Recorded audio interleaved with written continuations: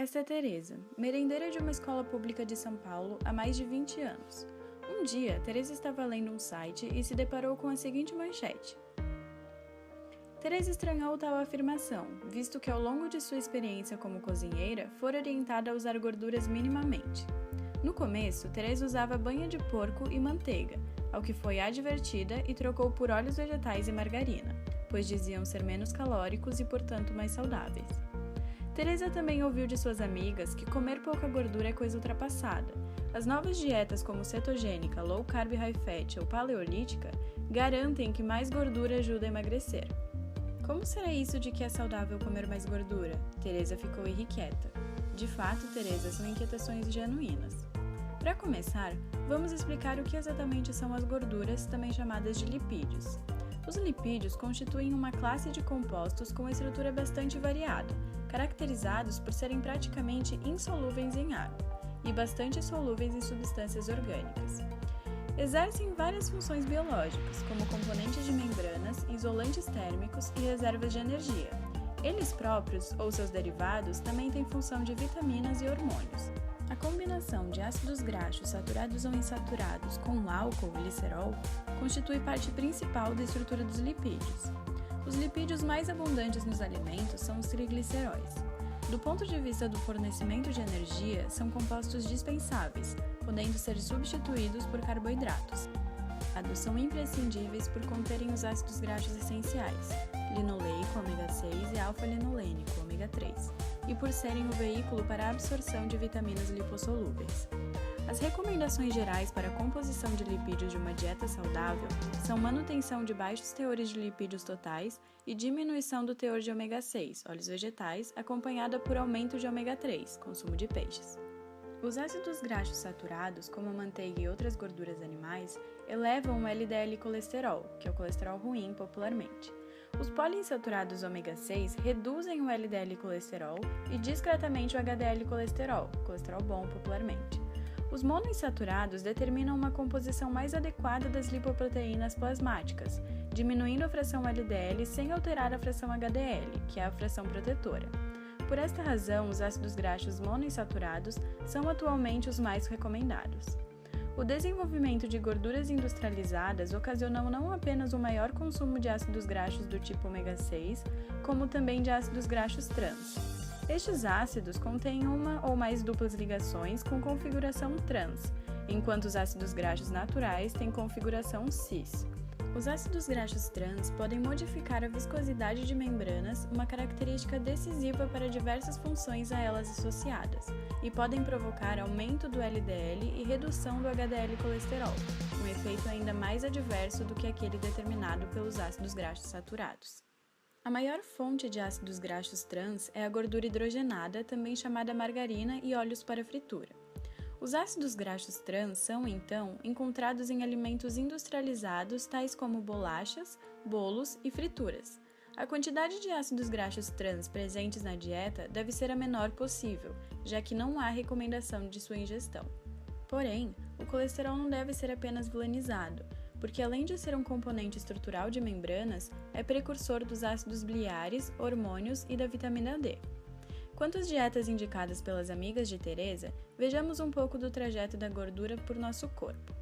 Os lipídios absorvidos no intestino e sintetizados endogenamente são distribuídos aos tecidos pelas lipoproteínas plasmáticas, as tão faladas LDL, colesterol ruim, para utilização ou armazenamento. A mobilização do depósito de lipídios trigliceróis é iniciada por ação da lipase hormônio sensível, enzima que catalisa o processo de hidrólise dos trigliceróis a glicerol e ácidos graxos. Os ácidos graxos liberados dos adipócitos, células que armazenam gordura, são transportados pelo sangue e utilizados pelos tecidos como fonte de energia. Os ácidos graxos provenientes da dieta ou mobilizados do tecido adiposo são oxidados por uma via que se processa no interior das mitocôndrias. Para ser oxidado, o ácido graxo é primeiramente convertido em uma forma ativa, uma acil-CoA, composto rico em energia. A acil-CoA, presente na matriz mitocondrial, é oxidada por uma via denominada beta-oxidação, porque promove a oxidação do carbono beta do ácido graxo. No final do ciclo desta via, é liberado o acetil-CoA e produzido FADH2 e NADH. O acetil-CoA é o ponto de convergência da degradação de carboidratos, proteínas e ácidos graxos. No ciclo de Krebs, etapa posterior pela qual passa a gordura em nosso corpo, a acetil-CoA é totalmente oxidada a CO2. A energia conservada nas coenzimas NADH2 e FADH será empregada pelas células para sintetizar ATP, molécula de energia, nas etapas seguintes, cadeia de transporte de elétrons e fosforilação oxidativa. Quando não há mais reserva de glicose disponível, a acetil-CoA produzida na beta-oxidação pode ser desviada para a formação de corpos cetônicos, que são exportados para outros tecidos através da circulação sanguínea. Os componentes dos corpos cetônicos podem ser utilizados pelos tecidos como forma alternativa de se obter energia, inclusive o cérebro, que normalmente usa apenas glicose como combustível. A mobilização da reserva de trigliceróis depende primariamente da atividade da lipase hormônio sensível dos adipócitos. A insulina, por sua vez, em situações de alta glicemia, inibe a lipase hormônio sensível. Em condições de jejum e de esforço físico, a liberação dos hormônios glucagon e epinefrina, desencadeadores da degradação de trigliceróis pela lipase hormônio sensível. Assim, no jejum, o ciclo beta-oxidação funciona ativamente e alimentado pelos ácidos graxos liberados do tecido adiposo. Vista a trajetória da gordura por nosso corpo, podemos compreender mais sobre as dietas ricas em gorduras potencialmente emagrecedoras de que as amigas de Teresa falaram. São dietas com consumo muito reduzido ou inexistente de carboidratos com liberado consumo de lipídios e proteínas, como carnes vermelhas, ovos e manteiga, e restrição para frutas, pães, farinha e doces. Realizou-se um estudo por 12 meses com 63 pacientes obesos e não diabéticos.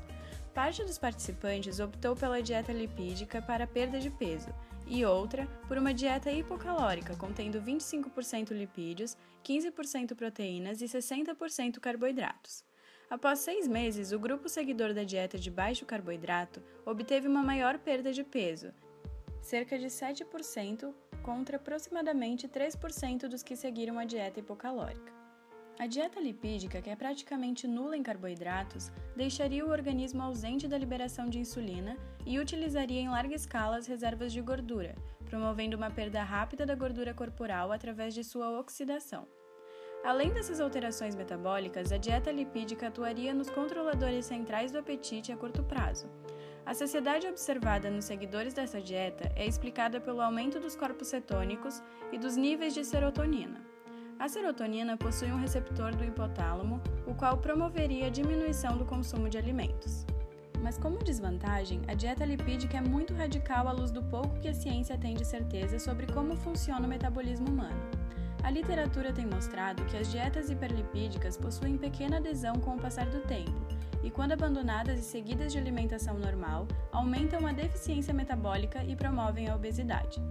A redução da secreção de insulina promove a mobilização dos substratos endógenos, conduzindo a maior circulação de ácidos graxos e corpos cetônicos, contribuindo para aumentar o catabolismo de proteínas. Assim, um dos efeitos mais indesejáveis dos adeptos desta dieta é a perda de massa magra.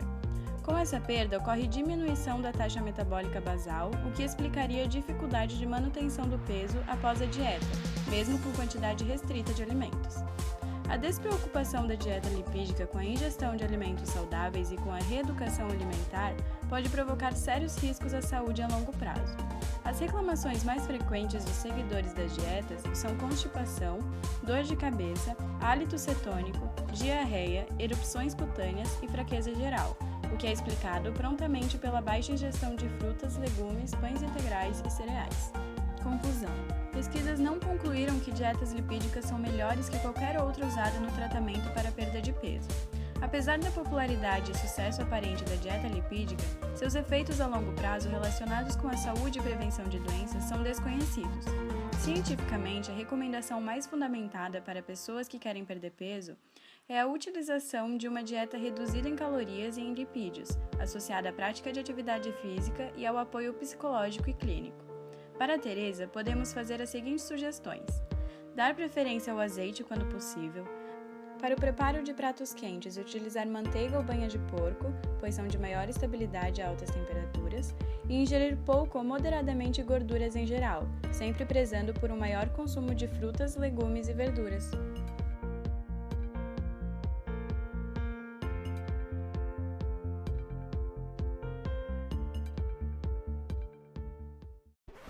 painted using